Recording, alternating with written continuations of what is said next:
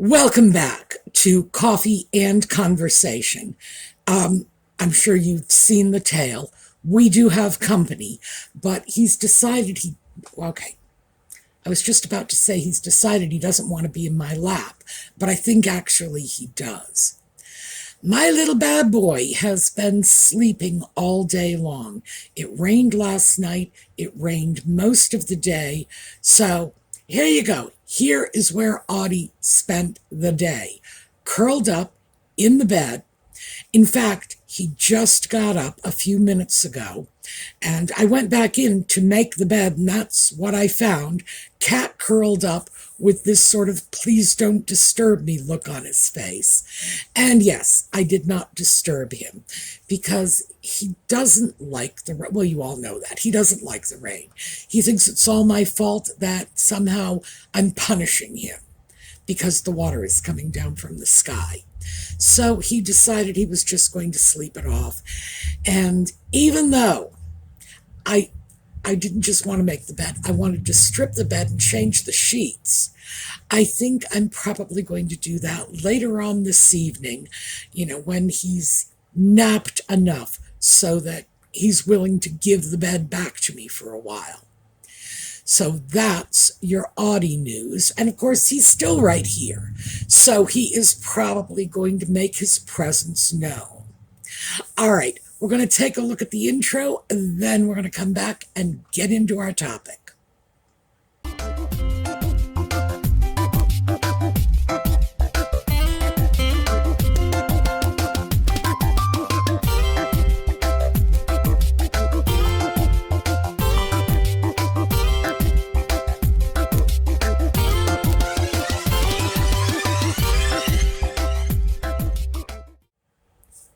So before we get into our topic, two things. One, I tried the vinegar descaling on the kettle. Thank you very much. That was far and away the number one suggestion from all our electric kettle using viewers. But I kind of screwed up. Well, it worked out fine. I got the kettle and I set it on the counter and I put a little vinegar in it, enough to coat the bottom. Then I got distracted by something or other, went away, came back about a half an hour later, and just like magic, the problem was gone. So, yes, I didn't do it the way I intended to, but hey, it worked out just fine. And it turns out that descaling a kettle is just as simple as putting a little layer of vinegar in the bottom, walking away, coming back, and like magic, all gone. So I am thrilled. Number two, one of my other favorite scarf tying techniques. So let me show you this. Now, ordinarily, I would not wear this up so high, but this is a simple four-in-hand knot, which is probably the most basic necktie knot out there. This is the one little kids learn when they're first beginning to tie neckties. And this is a long, thin scarf. It's only about 8 to 10 inches long. And let me see if you can see it. It's very thin, fine silk. So it's perfect for something like this. Now, I have this up very high so you can see the knot. Four in hand. By the way, I can't do this on myself. I've been tying this knot and full and half Windsors for more than 50 years, but always on someone else's neck. I had to take this scarf off, hang it over a hook, and tie it like that because no matter how many times I tried to do it, I got the knot completely backwards. Now, a full or half Windsor knot on something like this would create a bulkier and more triangular knot. So if that's what you want, hey, your scarf, your neck, knock yourself out. So what I would do with something like this is I would just, here, let me see if I can get up so you can see it. Yes, okay, almost. I would just let it drop a lot lower. And I would also more than likely wear this with a shirt with a collar. But it's super easy, gives you some variety, and it's a great way to deal with these long, thin, delicate scarves. It gives them, yeah, Art. He just jumped over my lap to go somewhere else. It's a way to deal with long, thin, delicate scarves that sometimes need a little more bulk to give them a bit of presence. So there you go, latest of our scarf tying. I thought we would do a little pickup on what we discussed yesterday. And I thought this would be a good opportunity to start to get into some of the misinformation that's out there, and a bit of disinformation too, about what is in our wardrobes. In other words, what are the facts? Are there studies that have been conducted to say the average American woman, and I'm dealing with the US because we're the country that studies everything. And believe me, nothing goes on here without a team of academics hovering over it and taking notes. So usually when you get information like this, it's largely based on US models. However, I do have some French information. So, because we're talking about clothes, so I'm sure you get the connection. It's very difficult to determine how much clothing the average woman has in her wardrobe. Now, there's misinformation about this and disinformation about this, not just in terms of the present, but in terms of the past.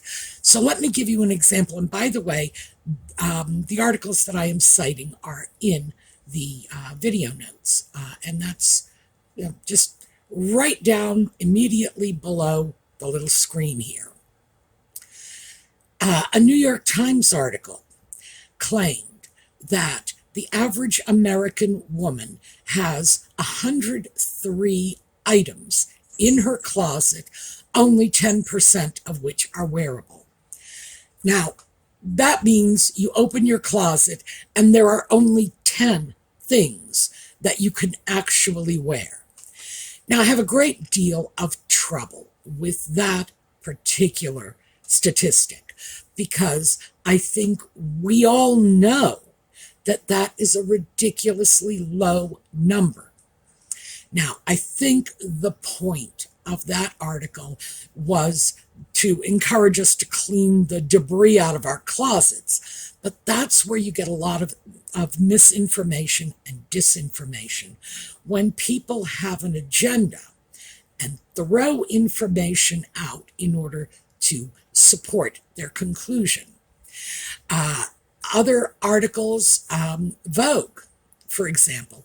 And remember yesterday I said, well, it's not from Vogue, so it's probably reliable. Vogue claims that you should have 74 items of clothing, I swear, 74, and 20 outfits, presumably made up of those 74 articles of clothing. And this was because they were speaking out against the climate change seemed to be running through the entire article, and the waste and clothing going into landfills and fast fashion, and Vogue would rather you buy Gucci anyway. So that seems a little slanted as well. And when I wasn't getting what I considered to be accurate figures for what's going on today in 2024, because, like I say, common sense tells us that we don't just have 10 things in our closet that are wearable, not necessarily that we like, but just 10 wearable items in our closet. I think we all know most of us have a lot more than that. They may no longer be fashionable. We may not like them anymore, but wearable, yes, of course. So I had questions about that. Then I decided to go back 100 years. And this is sort of arbitrary, 1925, and take a look at how much clothing women had in their wardrobes 100 years ago. Well, and here's something very interesting. The lowest figure I came up with was 36 items of clothing, and the highest figure I came up with was 60. Now, yeah, that is a huge range, given that one figure is nearly twice the other. Not only that, but that 60 items is frighteningly close to what Vogue says, 74 items, that we should have today. So, very, very suspicious. At that point, I decided that I was going to approach this from another perspective. And that is, I was going to say stick with my strong suit, but my strong suit is research, but not necessarily internet research, which is what I am reduced to when I am getting facts over the weekend. But I decided to go over to something else, and that is antique furniture. So let me just show you this. Now, these are two wardrobes, and in this sense, the wardrobe is a piece of furniture that is used to hold clothing. And 100 years ago, most people kept their clothing in something that looked a lot like one of these two pieces. The one on the left is from the late 19th century, and it's hard for me to tell from the picture because I can't see a lot of details. The doors are open, but I would guess somewhere between 1870 to 1880. And the one on the right, as I'm sure you can all tell from the Art Deco motifs on this, is probably about 50 years later, 1920 to 1930, might even be into the 1930s. But by 1940, this was a passé decorating style. Now, you could theoretically cram either one of those wardrobes full of 60 items of clothing. But keeping in mind that a piece of furniture like this would have been used to house the clothing of two people, it would have been the clothing of a married couple, because it was not customary to have two separate wardrobes. You would have one wardrobe and you'd share it. Yeah, I'm starting to think that 36-piece figure is a lot closer to reality, because we didn't have the space in the 1920s and 30s to house more clothing. Even when you did have built-in closets, they were frighteningly small. In general, not that much bigger than any of these random wardrobes, and not necessarily in every bedroom. So we have to keep that in mind. And I found it much more satisfactory to come at this from the perspective of where were we keeping our clothing. And keep in mind that even though we might have had dressers and bureaus and chiffon-robes and whatever, our clothing that we hung up, dresses, suits, coats, jackets, anything like that, would have been in a wardrobe like the ones I just showed you.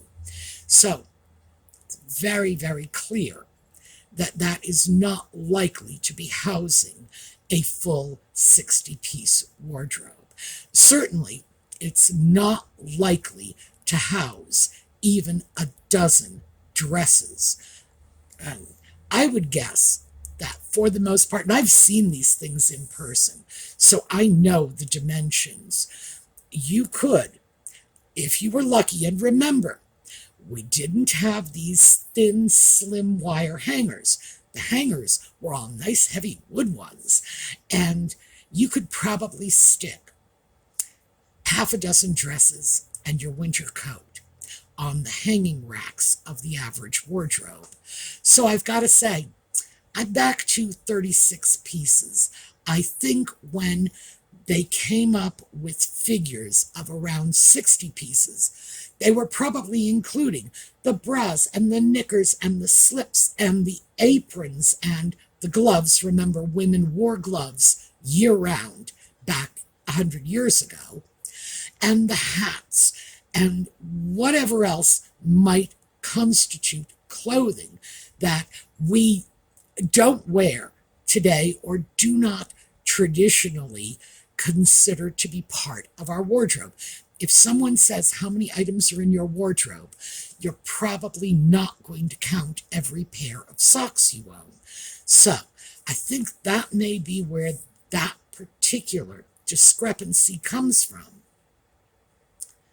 So going back into the modern era, when we start looking at this, we start getting a huge, huge discrepancy. The average person has 103 items in their clothing, and only 10% is wearable. So let's keep that figure in mind. The average woman today buys at least 20 or 30 items every year. So those two figures are not going together well, as you can see, because if you buy 20 to 30 new items every year, that would mean that, within, say, even at the lower end, within 5 years, everything in your closet would have been cycled through, and we know we're not doing that. If we were doing that, it wouldn't be necessary for people to remind us to get rid of the items that no longer fit, or the items that need repair, get them repaired, or, if they're just so completely out of style, donate them. So I found it very interesting that the raw data that we need to determine, for one thing, and this is what I do with this data, and I know this is going to sound strange, but I will compare it to my own closet. What is in there? Do I have more clothes than I really ought to have? Well, 74 pieces of clothing. If I count socks and underwear, I'm way over that limit. My goodness, if I count the scarves alone are probably very close to that limit. But if I went into my closet right now, I am confident that just the things that I hang up in my closet, which is mostly tops, because I'm not a dress wearer, so it's going to be a smaller figure for me than it is for most people, because there is not a single dress in there. If I went in right now, I would probably find about 50 pieces of clothing in my closet, not including the scarves. They also live in my closet. But yeah, I'm mighty close to that now, because that's not even dealing with the pants that are folded up in drawers. It's not dealing with undergarments or layering pieces. A lot of my sweaters are in drawers. A lot of the, yes, I'm going to show you, tank tops that I will wear. Oh, I'm sorry. It's not just like I'll wear one. Multiple tank tops that I will wear under the shirt. Yes, I have 2 tank tops, an overshirt, and a sweater, because it's chilly. And that's not even counting this. So, do I have more than that suggested 74 items. Oh, yeah. And because they're all tops and bottoms separates that I can mix and match, I have many, many times more than that suggested 20 outfits. If you give me 74 pieces of clothing, I can probably put together several hundred outfits. And I'm not kidding about that. Just you let me have those 74 items, let me have my scarves, and I'm good to go. So I don't think this is realistic. It's not helping me when I try to figure out what's going on in the world around me. Where do I fit in on the continuum from too few clothes to too many clothes? Where am I placing here? I'm not getting the raw data I need to sort that out. I am, however, getting the data I need from 100 years ago. So when I look at that and I think, okay, let's just take, 1930, that's the year I like to sort of focus on, which is about 100 years ago, and that gives me the opportunity to go from, say, 1920 through to 1935, a nice bulk. Basically, it's between the two world wars. And look at how much they had in their closets. And I am forced to agree with Vogue and their suggestion of 74 pieces. The reason why is, remember that low of 36? Well, 36 times 2 is 72. Very, very close to that Vogue number. And I believe I should have twice as much clothing in my closet as my grandmother did. Now, the reason why is because I am living twice the life my grandmother lived. My grandmother, she would go for weeks on end without ever having left her house. I'm sorry, this is my maternal grandmother. My paternal grandmother, very different story. But my mother's mother would go for weeks. She was a farm wife. So as a consequence, she didn't have anything in her wardrobe I think she had a couple of church dresses. But other than that, it was house dresses. It was things that she could wear around the farm. Why? Because she hardly ever left the farm. Period. Her life was very narrow and very confined compared to mine. Because even though I don't drive, and she did, she was a farm wife. She knew how to drive the tractors, meaning that she also knew how to drive the truck. I don't drive, and I still managed to get out my door at least 3 times a week and go somewhere and do something. So my grandmother's life looks very, very small and limited compared to mine. And on that basis, I feel I should have about twice the clothing that she did. Now, it's going to be different. I am not going to have, the foundation garments and garter belts and slips, because I don't wear dresses or skirts. Therefore, no need of a slip. On the other hand, this multi-layered tank tops, my grandmother would have found that very peculiar, and probably she would have thought I had stolen the tank tops from my brothers, thinking it was just a boy's undershirt instead. So I'm back to agreeing with Vogue for very different reasons. Remember, Vogue's agenda was, the article's very preachy. As I say, you can read it yourself. It's very preachy, and they're talking about destruction of the environment and global climate change and whatever. That's not the information I was looking for. I was simply looking for how much clothing do we have so that I could make some judgment about how much we need.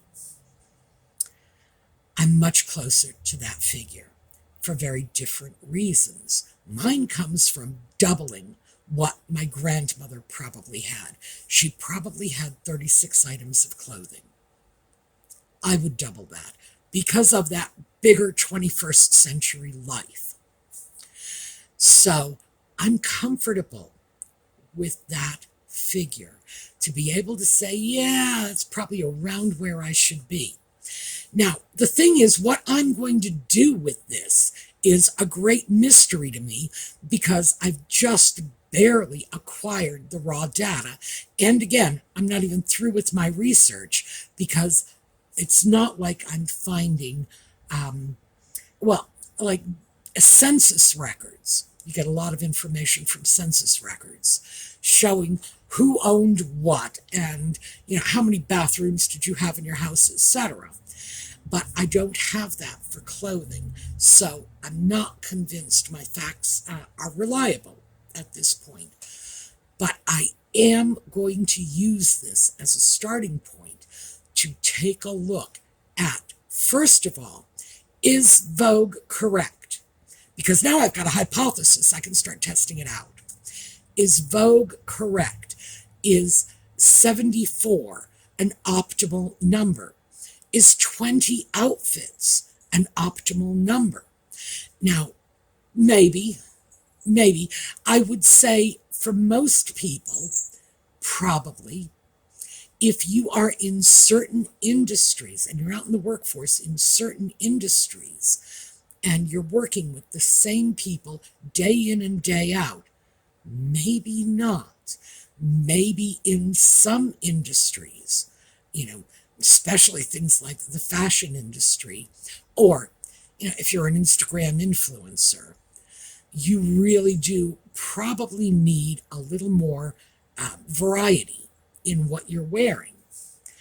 If you are doing a number of things in your life that each require a very sort of specific wardrobe, let's say, for example, you work in an office somewhere, so you need office clothes. And then if you go to the gym 2 or 3 times a week, you need clothing for the gym. You will need leisure clothing for at home. If you and your family like outdoor sports and you go biking and camping, you're going to need clothing for that because gym clothing isn't camping clothing. Gym clothing is like leotards and spandex, whereas camping clothing is old blue jeans and flannel shirts. So I can conceivably see someone needing to populate like 5 or 6 different wardrobes if they have a great many activities that they're involved in. I never really have been into highly specific wardrobe determining sports like that. I don't play with like my local women's softball team, which might necessitate having uniforms. It's just not my lifestyle, but it very easily is the lifestyle of others. So that's the next batch of research I'm going to try to put together for you. What is optimal? When you go into your closet, what should you be finding there? And also, I need to figure out if they are counting socks and underwear. Because as I say, if I have to count socks and underwear, I know I'm absolutely going to exceed 74 pieces because I'm doing that right now. I'm absolutely doing that right now. And if I had to throw shoes in, so I'm just going to assume they are talking about skirts, sweaters, jackets, dresses, pants, that sort of thing. Oh, and blouses, that sort of thing. I'm assuming that's that it's the clothing that one sees when they look at you, minus things like your shoes, your jewelry, your outerwear. You know, a lot of people have, tons of winter hats. I know people who, boy, they have like a beanie in every color. I don't. And I don't like beanies enough to suffer from beanie envy when I see them with the burgundy beanie today and the hunter green beanie tomorrow. No, not there yet. I might get there. But that's another thing I need to sort out. What are the categories of items they are talking about? And as I say, at this point, I am assuming it is the items that you see when you look at a person and not the items that you don't see. So I could eliminate socks, although most of us see socks, but I could eliminate socks, underwear, any kind of support wear or shape wear or whatever that goes underneath. In my case, it's a couple of extra tank tops. So that I need to look at next. And then with any luck at all, I am going to be able to come up with some concrete guidelines. Now, these guidelines are not going to be hard and fast rules. You must have 74 pieces. But hopefully it will be a guideline that will help us get a handle on our clutter, how much is in our closet that maybe shouldn't be there, and our spending. If you've already got 68 pieces in your closet and your key number is 74, by the way, I'm not going to do that. We'll do a range. We're not going to do a this number exactly. But anyway, 68 pieces and that key number is 74. Well, 6 purchases, and then you need to start considering backing off for a while.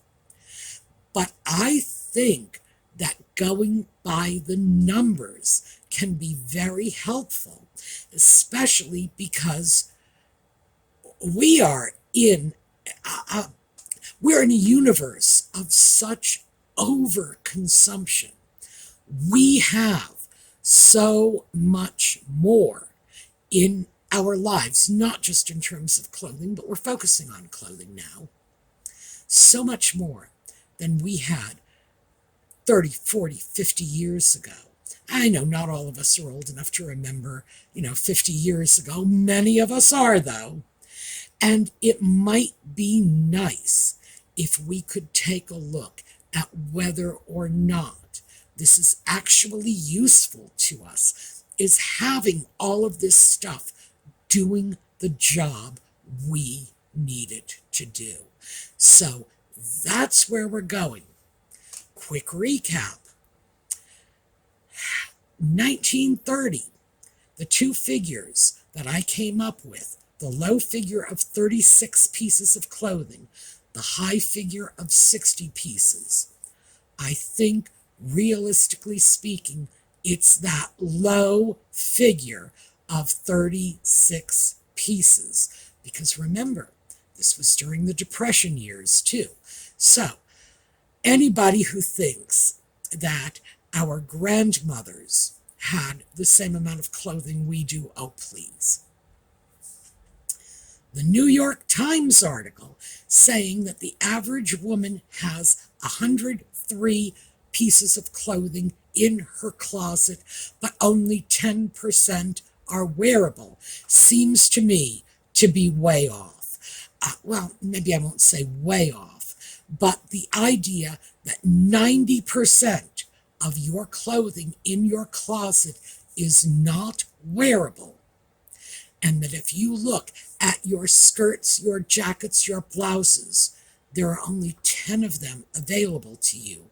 That seems off too. So I don't think we have accurate figures. I think some of it is probably confusion, misinformation. I think some of these figures are intentionally skewed. That's when we get to disinformation, when they are trying to push an agenda, like lecturing us about climate change and the overfilled landfills. I also think that we can employ our common sense and look to other arenas, like antique furniture. How much furniture did your grandmother have in her bedroom? And I can tell you, because of what I know about antique furniture, that your grandmother's bedroom could not hold anywhere near the amount of clothing that our modern bedrooms can. And like, seriously, your grandmother's entire bedroom certainly would have fit into your present walk-in closet. So we need to start teasing that out and finding out what we're left with. So I'm going to make a prediction here, and I hate to do this because the research may well prove me very far wrong. I'm going to make a prediction that the Vogue article stating that we should have maybe 74 items and 20 outfits is probably pretty close to the mark, but for totally different reasons. They want to sell you fabulously expensive Gucci and Versace pieces. It's Vogue, after all. And they were lecturing about climate change. So they had an agenda, and they have that automatic agenda, knowing that they are accountable to their advertisers, who are designers, to keep that consumerist momentum going. And I think how they have decided to do it is to say, fewer things but better things. Well, fewer things but better things usually does not point you automatically over to the direction of Gucci or Balenciaga. No, not even close, because fewer but better does not include, well, designer labels. That is not what is going to work in your wardrobe in terms of providing utility, durability, and bang for your buck. So, we're going to pull this apart later, but I am very interested in your feedback. How many items do you think you have in your closet? Do you think that 90% of what is in there is unwearable? And remember, that was their word, unwearable. Actually, I think they said not wearable, but wearable was their word to describe this, meaning you don't wear it because you don't like it anymore, or you don't wear it because it's no longer in style, or you don't wear it because, oh, we haven't had, a 30-degree day in a while. No, it has to be unwearable. It's either not in proper condition, it doesn't fit you, something along those lines. In effect, junk in your closet. Do you think it's as high as 90%? So, totally looking forward to hearing from you on this. And then we will eventually come back and pick this up and see. I said this yesterday. I get sidetracked in research, but eventually I get enough little facts together so that I can create a picture. And this is where I'm going with this. I am creating a picture, but I want you to see what little tiny pieces of the puzzle I'm coming up with as I do it, because you will get sort of quick snapshots of little bits of the picture along the way, and that is usually very, very helpful. All right, that is what I have for you today. I will see you all this evening, those of you who watch the Just Chattin', and for those of you who are just with coffee and conversation, I will see you next weekend. We're going to take a look at a slideshow on the way out, and in the meantime, have a terrific day.